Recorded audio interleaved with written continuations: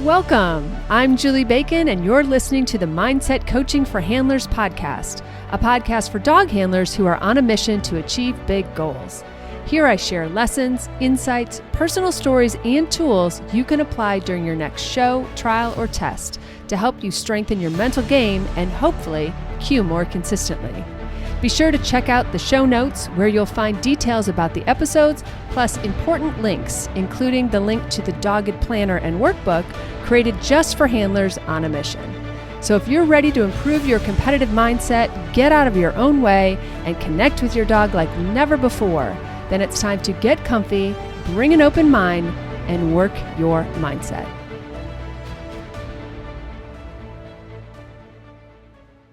Hey there, welcome back to the podcast. All right, since there was such a big response last week about the topic of fun and whether or not we are having fun, I thought I would call in a fun expert of sorts. Lizzie Larock is not only a fun expert, she is a genius at positive psychology, and she is my coach, and she is responsible for kicking me in the arse to get my membership going, for instance, and coaching and all of that stuff. So you don't even know it, but you have Lizzie to thank for a lot of my offerings. So. And the podcast, which then I bailed on, right? But you did That's it. right. We had like a challenge. We had this challenge that what did we had to burn $100 if we missed the deadline. $100 bill.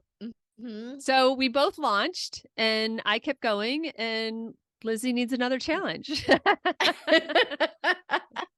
In my defense, I did end up having that vocal cord issue, and I did have to have surgery and whatnot. Yes. But yeah, it's been a little. You're back, and you're back.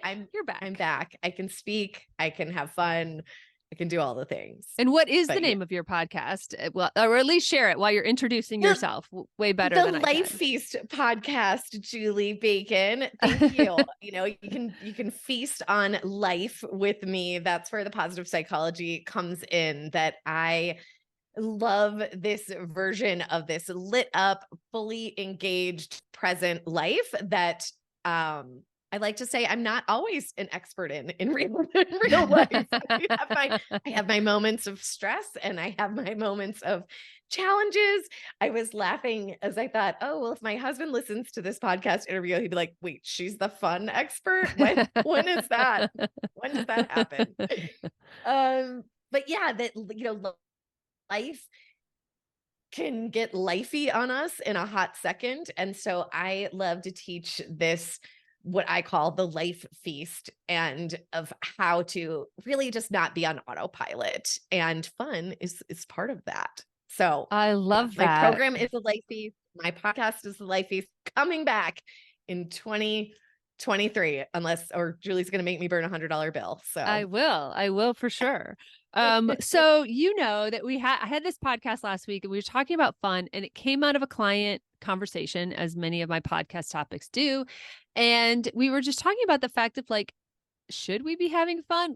Is sport fun? Is it when you're going for goals and dreams and you're working on all of these things? How much fun are we having? Or should we be it also it came up that fun is a really subjective word. And so all of that stuff kind of came up, and out of that, then I got a lot of feedback about, wow, I really needed that. Also, I felt like it gave permission to people to be saying, well, no, I can enjoy something, yet it not always be fun.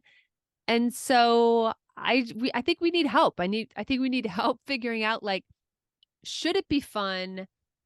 What is fun? I don't know, and jump in. Yeah.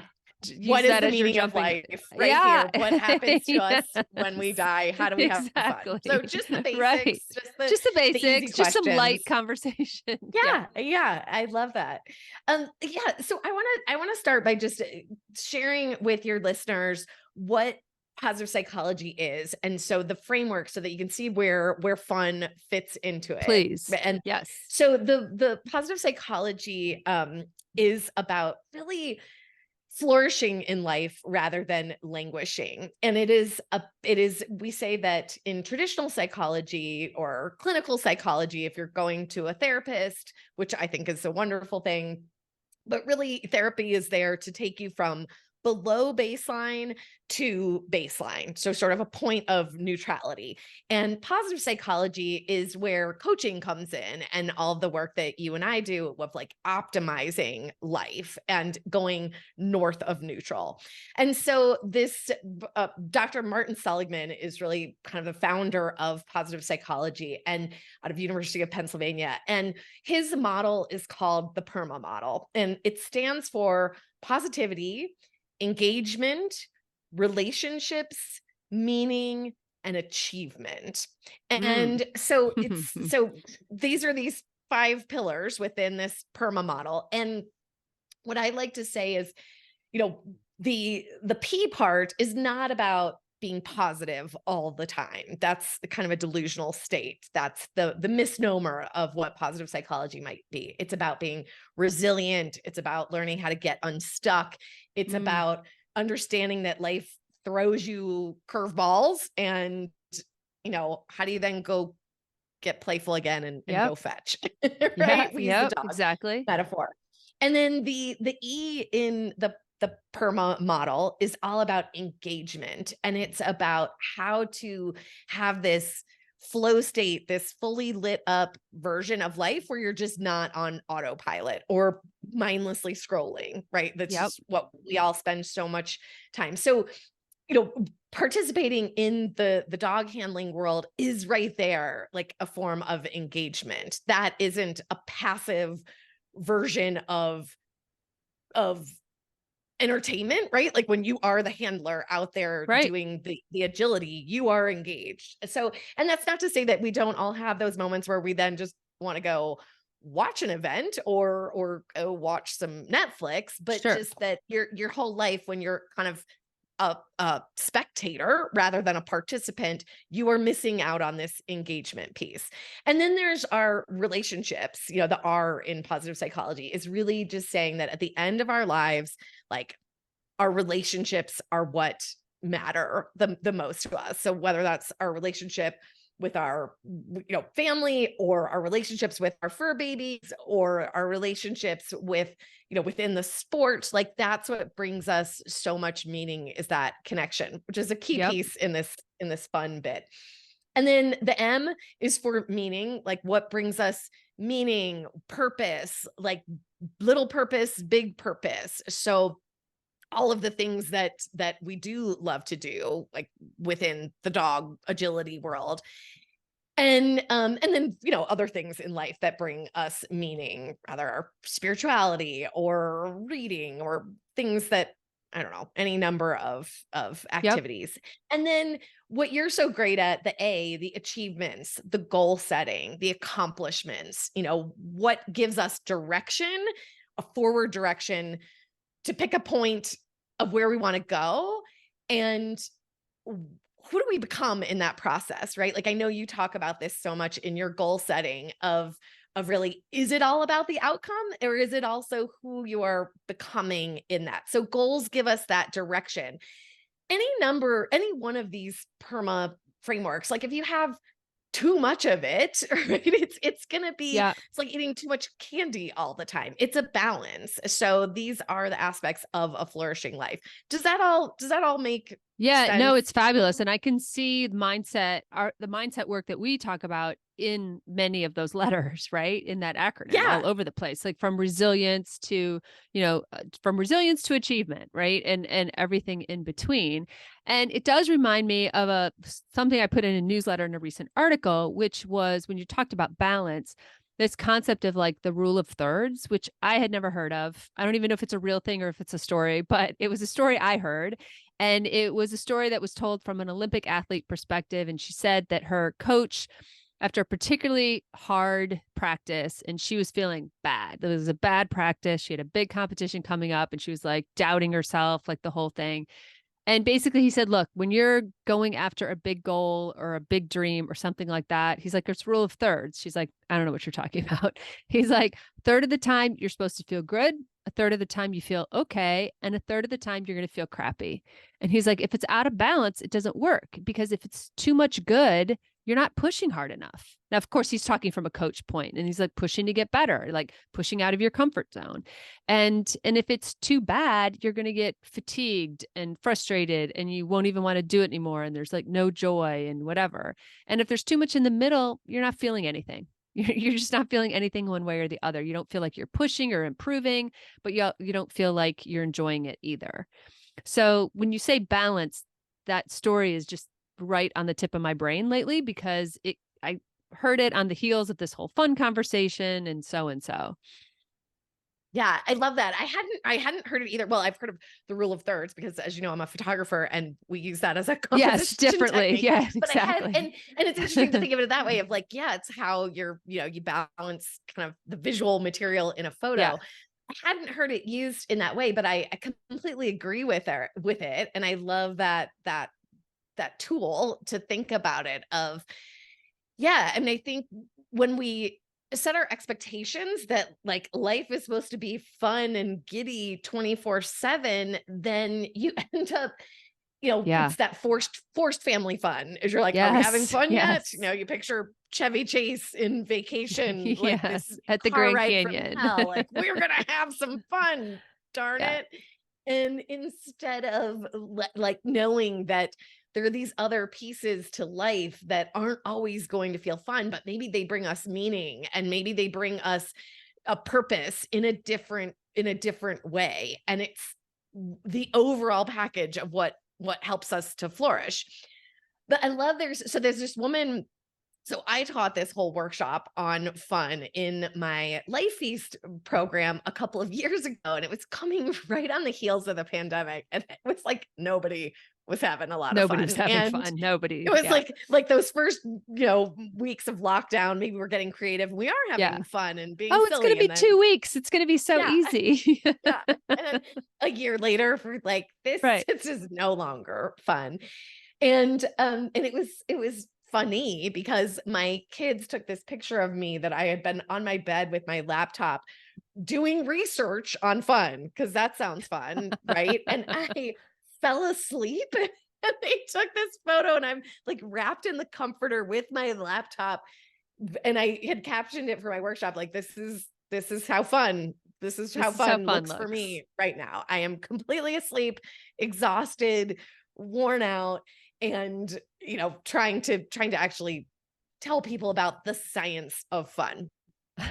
So I think it's just good to note that there are times when and truly the scenario had been that I had done, as you know, I do this 2-week theater Yes. commitment once a year. And this is where I write. Your listeners are going to be like, this woman is nuts. But I write comedy, I write parodies about my life. And it's a big fundraiser in our town. And we perform for like 600 people.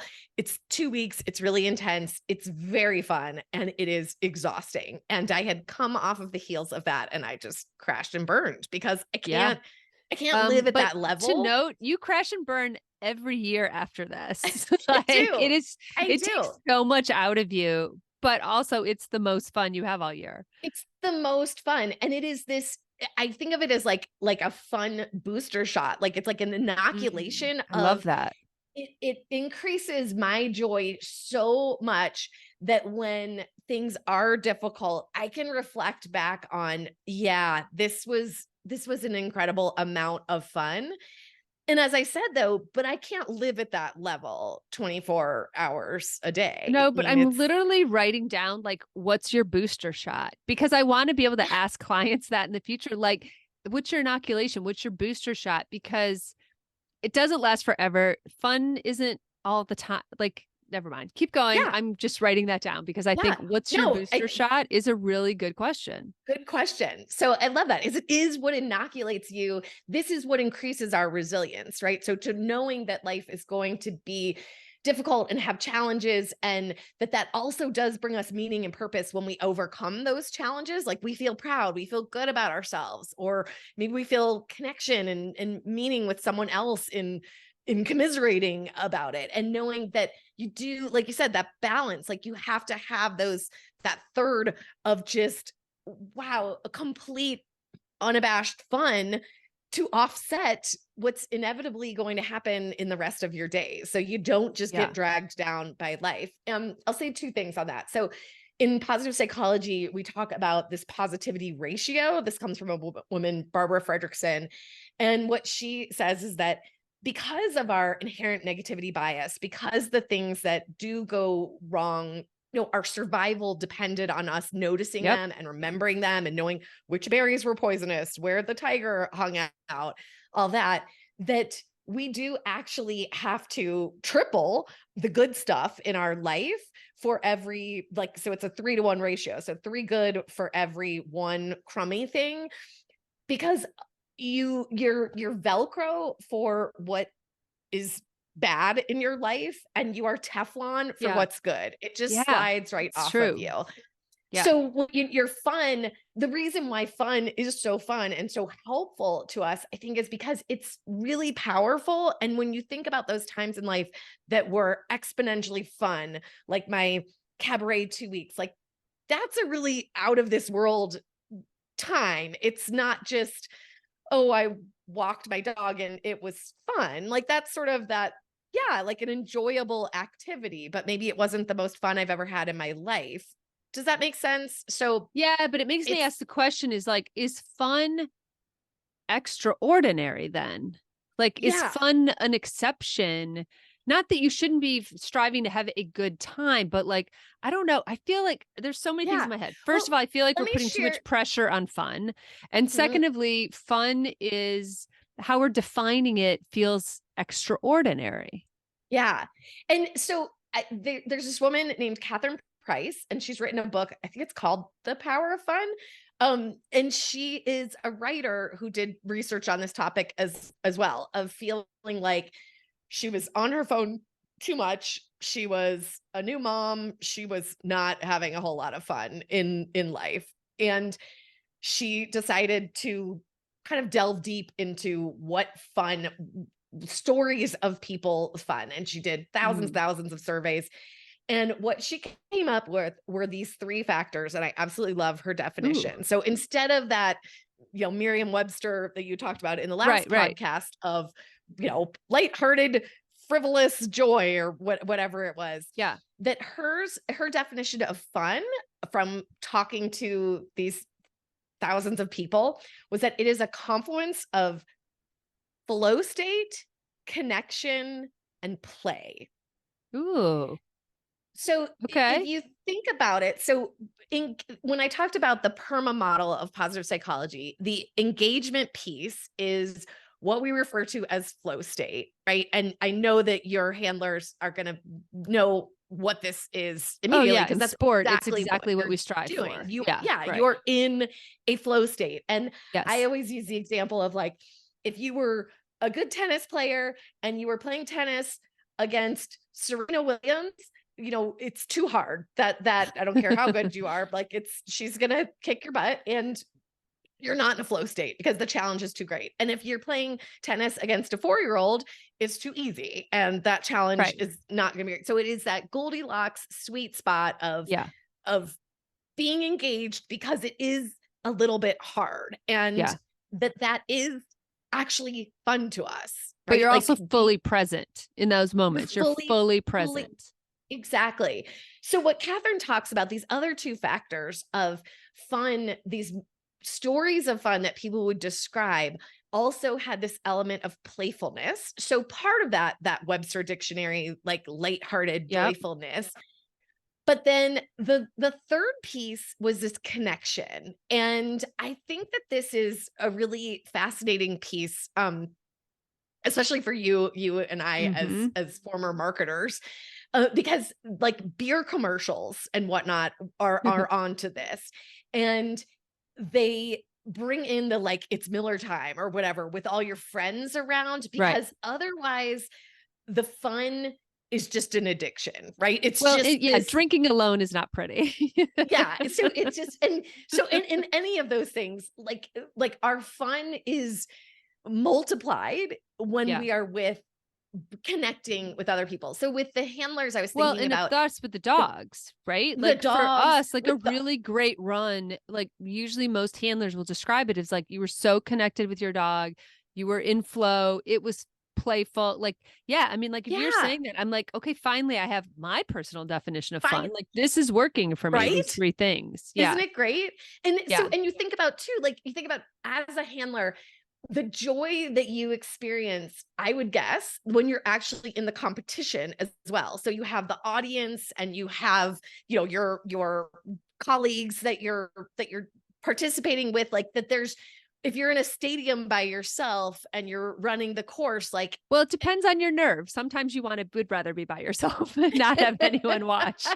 So, but our that listeners are probably all over the map on that. But yes, I see where you're headed. you see, so when you think about like, oh my gosh, I found something on Facebook the other day that was so hysterically funny. And it was like someone had a spam account and, he took this person who was trying to like basically hack him and get a free Okay. gift card or something. And he's like goes into this whole, his brother's been possessed by a demon. It's this hysterical thing. And I was reading it and thinking, yeah, this is funny. Like I'm laughing and I'm being Right. entertained by this guy's joke.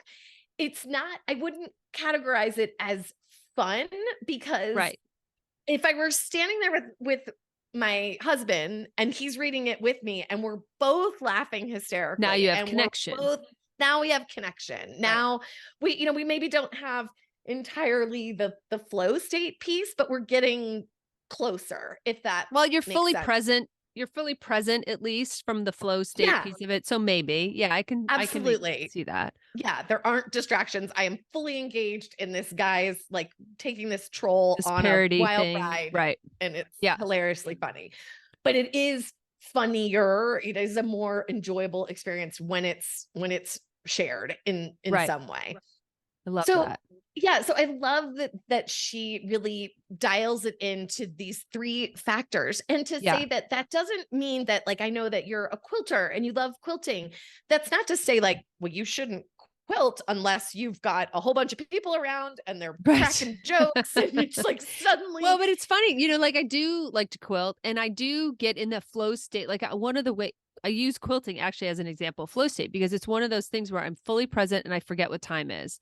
Like my dogs would be staring at me like, can we go to bed now? Because I don't realize that it's midnight and I'm just like happily making straight lines and like, it's very relaxing. And the connection though, in that moment comes from the fact that like, there's other people I do this with, even though we're not in the same room. Like some people do it with people like in physically the same room, but I share a hobby with other people who are doing this. So I think sometimes the reason I bring that up is I think sometimes that dog handling is kind of a weirdly lonely thing, because while we're with humans and surrounded by people and other dogs, especially when we're competing, sometimes we feel like we're on our own in our struggles and how we are going through the world, that we feel like, just so uniquely alone. And so I've had that kind of response too, that it can sometimes feel lonely. And I think that's a part of the not having fun, because you're missing that connection piece. You have the connection piece with your dog, but not really being able to share or vent even, or have a safe space, or maybe there's toxic people around or whatever it is, that connection piece of it is broken. So I mean, right now I'm loving this definition. And like we said from the beginning, really the goal of life is not to have fun 24 hours a day. It is to have this whole dinner plate, if you will, of experience of the being able to be resilient and get unstuck, to be fully engaged, to have relationships, to have things that bring you meaning, and to have goals that give you direction and you feel proud of. Like those are all the pieces of this flourishing life. I think that the marketers, right? Like tell us, unless we're having fun and it's Miller time, like you must be just a sad, sorry sack of whatever. Well, but I also think like that's a great example, because not only are those TV commercials, featuring a lot of connection, but they look like carefree, no responsibility. There's nothing else in the world that those people are worried about other than like being at the bar with their buddies, knocking back another one. And that just keeps perpetuating kind of an unrealistic view of fun. Yes. Like looking at those people, like that has never been my personal idea of fun, but like I get it. I get what you're selling there, Miller. Like I get it. Um, Ah, but my version of fun looks different. And yet society, just kind of, has taught us what it's quote supposed to look like. So then we adopt all these then we buy definitions that things, don't really right? feel, yeah, but we Yeah. adopt definitions that don't fit our lives or our version of fun. Yeah, Yeah. exactly.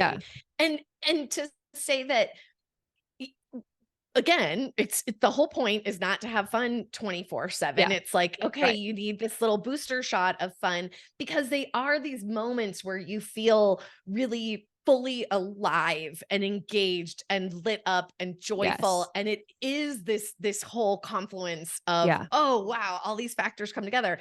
Now that's to say, like, so let's say you're quilting at night and it's just this beautiful calming thing, and the dogs, you're just all having this lovely evening.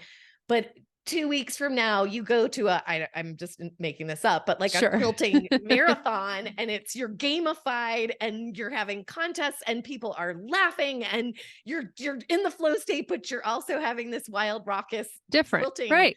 Yeah, that Sure. you suddenly start, and you're being playful because you're being lighthearted. You can see where your definition of, okay, that was fun Right.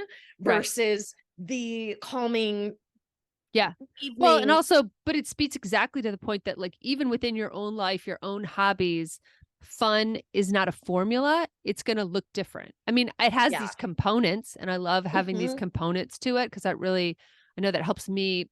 Because I think sometimes we just have trouble putting vocabulary to it, right? So that helps me with the vocabulary, and I love it. But like, fun is going to look different a lot of the time for Well, and you. it's a feeling, right? Like, Yeah. that you can Very be emotional. doing the same activity with your dog and you can be having fun, and you can also be doing the same activity with your dog and it feels like a total nightmare. Right. It's so And frustrating. so it's a Yeah. subjective So, experience of what brings the ingredients that bring this feeling of fun right. about versus a feeling of being proud or a feeling of resilience or Yeah.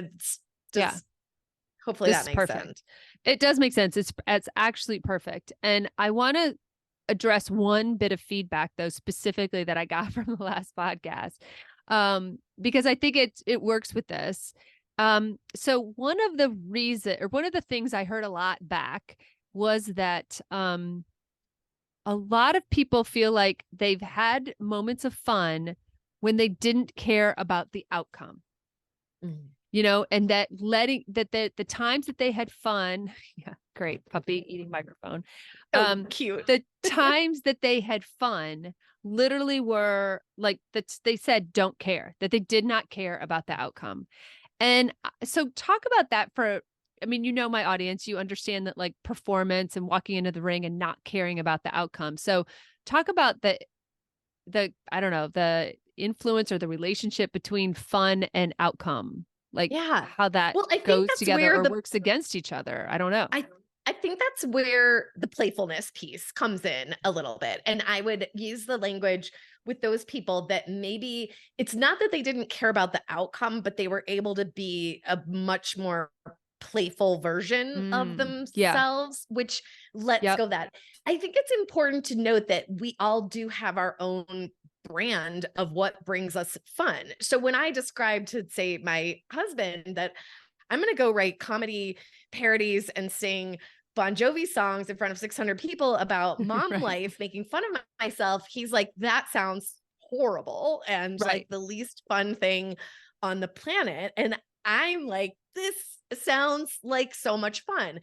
Going to play a football game or something sounds pretty horrible to me. And, that Right. would be fun to him. So I think it's important to note there are people who might feel more introverted and they like small groups of fun. Like, this is what are the conditions of your own brand of fun. Right. So it sounds to me like, I think that for you and some other competitors, that outcome does make it more fun. Like, it is what you're like, Yeah. I that mean, is to part me, of the like I game. like going for it, right? It's literally why I created like so much like content and a whole planner and like all this around goals is I think that having a way through a path to your goals is fun. But when I listen to your model, it's because it's rewarding, right? Yeah. It has a value to it. It's rewarding. But when I think about when I hear like in my mind how people have said like, oh, I was having fun because I didn't care about the outcome. I think you said it perfectly. It's because they allowed play to come in. Yeah. And when they're chasing goals, they're not maybe allowing play to come in because they're being so serious about their goal. Like they're being Yes. so serious about their achievements and what they're after and serious about that particular run and whatever that they can't allow Yeah. fun in. Right. And we can Play both in. probably fully understand that, like, if you're beating yourself up in the process, it's that you're not having fun. That's actually not Right.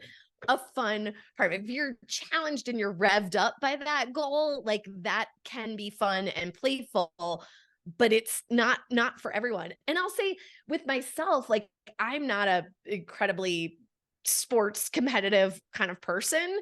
And I've always had that belief about myself, right? Like, oh, I'm not that great at sports. This isn't, I'm not that Right. competitive. But my husband's really athletic. My kids are, they're really good. And it doesn't even feel fun to me because I can't get into the flow state, right? Like it just feels too Well, you can't hard get in a flow at state and you're times. not successful. Yeah. So I Right. feel just crummy. But last summer we played pickleball, which Okay. Joining the pickleball is revolution. pretty fun. Yes. And it was my husband's birthday, and we had played a few months before, and I was not having a lot of fun. And so we played this one day, and we played with our kids, and it was fine, and the kids left, and then these two guys challenged us to a doubles, and I thought, "Oh, this Okay. sounds awful." Now I'm just going to feel bad the whole time that I'm going to let Matt down, or I'm gonna whatever. And the one guy said, "Well, we'll switch it up. I'll be with your wife and you can be with this other guy, Bill, who's a Oh, little bit older guy." And I thought, oh no, this feels like even more pressure. Now I'm gonna, feel right. bad that I've screwed up this guy's game. And we get out there and we are playing, and he's a really good pickleballer, and we are crushing my husband and the other guy. And I was having so much fun. And Matt looked at me and goes, "Oh, I thought you were tired. I thought your hip hurt. Yeah, I thought I you thought wanted you to go didn't want to do home." this. And he's Yeah. like, "It's my birthday. We're playing." He's like, "You can't walk away the winner. Like, I'm gonna win eventually." And I was like, "Oh my God, who knew? Who knew this could be Who so knew? fun?" Well, and you didn't So choose those conditions. Those conditions just no, chose you. Like they that wasn't forced your themselves on choice. me. Right. And if it wasn't his birthday, I wouldn't have felt so guilty. Like, I just do want to go home. So I think that we can influence our own fun level by our preconceived notions about who we are. And, Right. when I allowed myself, for me, being more playful was actually enjoying the outcome and being like, I do want to win. And that's Well, not normally my MO. same. I'm wired the same. And the last thing it brings up for me is another comment I heard is that I feel like sometimes we have to defend what we think is fun. So like Yeah. my clients love they'll come home from a trial and their husband will be like or significant other will be like, how did it go? Did you have fun? And you look at them like, well, to you I didn't have fun, but to me I had fun. Like that's the immediate filter. And so then you either justify it or you're like, I mean, it went okay, or it went because you think like, oh, they won't get it or they won't understand it. And in a social media culture, I feel like we have to be able to defend our definition of fun when we could just have had a great weekend with a young dog who basically made a mistake every 3 seconds, but we still had a good time. But since it's not outwardly easily defendable, then we can't say that was fun. Like Yeah. it's just Or it's almost like the fascinating. pressure of you have to defend your participation in the sport, that it's got to be fun or you shouldn't be doing it. Right. And to go back to that PERMA model of, there might be a lot of other reasons why you're doing it. Fun is part of Well, it, or but it it's might not be the always fun. relationships, or it's the meaning, or it's the Yeah. fact that it is a goal. I always like to say to people, and this goes back to just kind of that passive fun, consumption fun spectator fun that you're like, it's like a digital junk. It's not digital. I mean, it's a junk food version of Yes. fun. So you're like, okay, eating potato chips all day might feel pleasurable in the moment, but we know we're going to feel crummy afterwards. That's junk food fun. So you would say, okay, I went and participated in this competition. It didn't go the way I wanted it to, but I rose to the challenge. I had some laughs. This brought me meaning. I Met my process was with goals. Yeah. relationships with my friends, all these different things. Or you could say, yeah, I just binge watch Netflix all weekend and that was entertaining. It's this passive fun. So I think everyone in our life doesn't always understand, we might be engaging in activities and the point of it isn't just the fun. It's not Yeah. only worth the money if we were having fun. It's a Right. flourishing life. So it has other components to it of why I you're like doing it. the activity. But like you said, in the rule of thirds, which I absolutely love, if it's never fun and you're doing this Right. for to enhance your life and it's stopped being fun because you are beating yourself up too much. You aren't being playful. You aren't bringing in that joy. Like, Yeah. yeah, you do need to switch things Well, up. I agree. And it goes back to your why. Like I always have people when they're setting their goals, like to really go through like, why are you doing this? Right. And the other thing that I have people do is, and I incorporated this into my planner for like every month to do this, which is like, what are your joy goals for the month? And what are your Love that. dog's joy goals? Like what brings you joy, but also what brings your dog's joy that you are going to schedule in if that's how it has to be, right? If it doesn't come naturally to you, like make sure you're making time to do something that brings you joy. Does it have to be fun? Like if my dogs want to go swimming, it's cold to me outside. I don't want to do that. That sounds like a pain in the ass to like load up 3 Bernese Mountain Dogs, get them soaking wet, come home, have to bathe 3 Bernese Mountain Dogs and then dry them. Does that sound fun to me?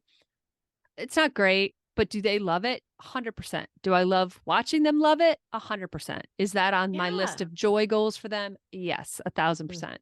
So it just changes our perspective and why we do things, but sometimes we have to think of them a little more consciously than Yeah. instead of get into that like mindless weekend after weekend after weekend thing, you know? Well, and So it's funny to point out that like in that scenario, that exact scenario, and so many scenarios of what really constitutes fun is it's not comfortable, right? Like sitting on the right. Yeah. couch and Right.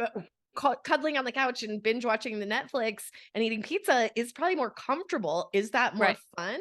No, when you went swimming and then you're in the flow state and you're being playful and you're connecting to the dogs, like Right. the Or you're forced to play pickleball with strangers. Right. Like yeah, that's not right. comfortable. If you asked me which I Yeah. wanted to do 5 minutes before the Right. pickleball match, I wanted to be on the couch. Like, I did Yeah. not want to be playing pickleball. Once Right. I was in the flow and connecting and laughing and being playful, I was like, yeah, all Yeah. in. Yeah. So I think that's Cool. the other piece of we have this expectation that all of life has got to feel comfortable. Is they're going, yeah, no, I really truly love whoever this person was that came up with that thirds of I know. you should be challenging yourself.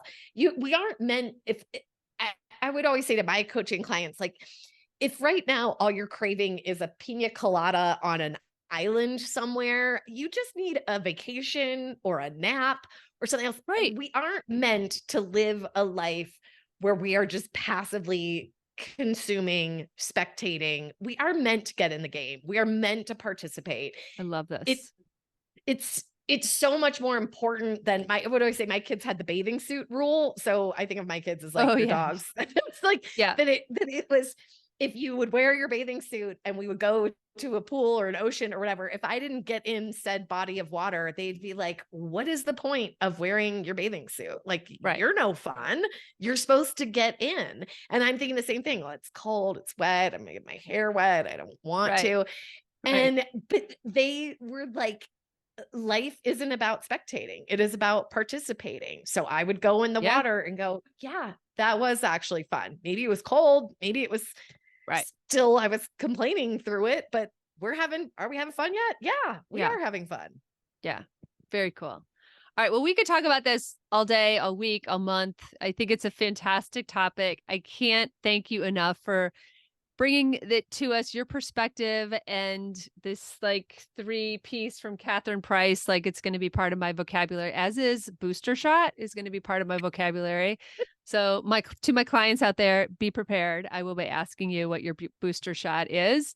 And I just can't thank you enough. Where can we find you and all of your good stuff? I will put things in the show notes, of course, but where can we find more of Lizzie? Thank you, Julie. So I'm Lizzie Larock, and my website is thelifefeast.com.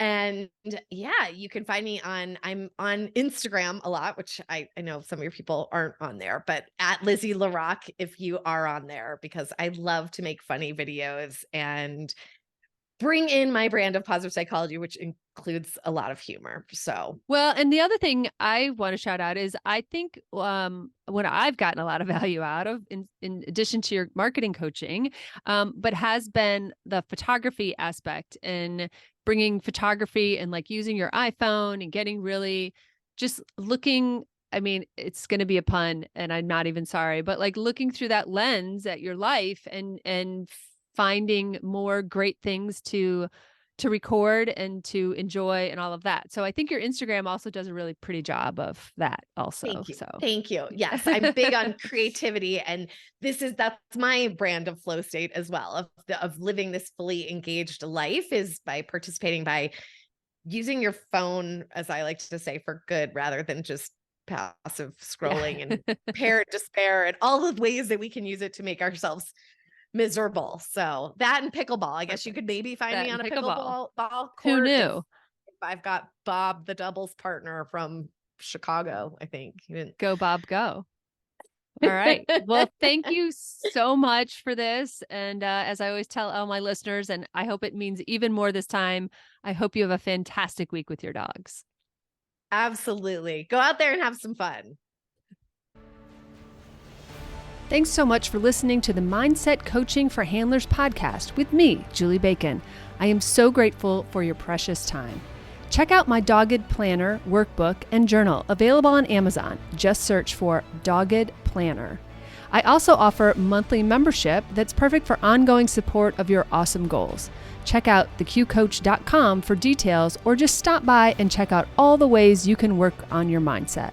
And be sure to follow me on Facebook and Instagram at theqcoach and let me know how it's going. Finally, please share, subscribe, and leave a review. This helps us podcasters tremendously. Plus, I know I get my best podcast recommendations from friends. Thanks, and have a great week with your dogs.